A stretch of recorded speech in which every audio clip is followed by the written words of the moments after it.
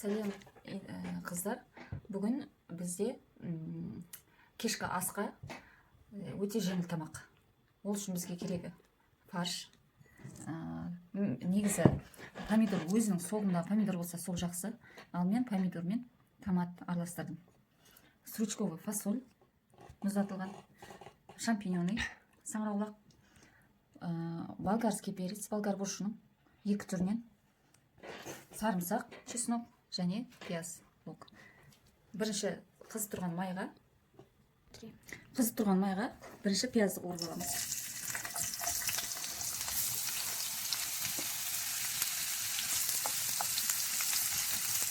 Пиязды кішкене қуырамыз. Енді сарымсақты қосамыз. 2 шамалы сарғайғанша, жұмсарғанша қуырамыз. Бұның үстіне енді фаршымызды саламыз, тартылған етімізді.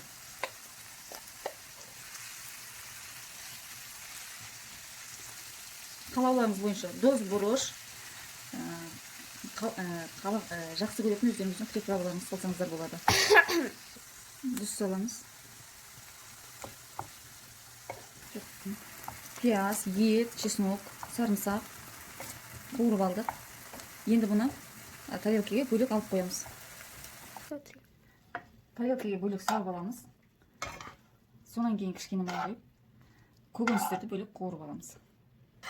Қыздар, бірінші кабачок салсаңыздар да болады. Менде бүгін болгарский перец, болгар бұрышын салып қойдым. Баклажан қоссаңыздар да болады.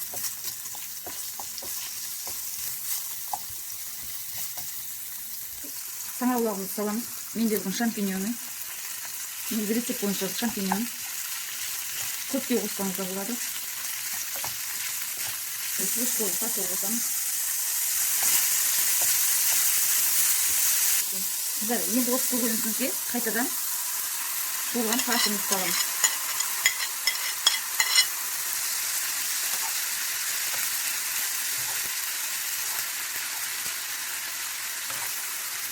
Араластырып, бұған томатымызды құямыз.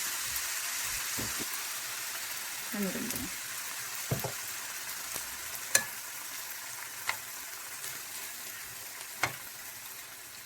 15 минут бұқтырамыз. Қыздар, жеңіл кешкі асымыз дайын болды. Гарнирге өзіңіз қалауыңыз бойынша мен күріш қайнаттым.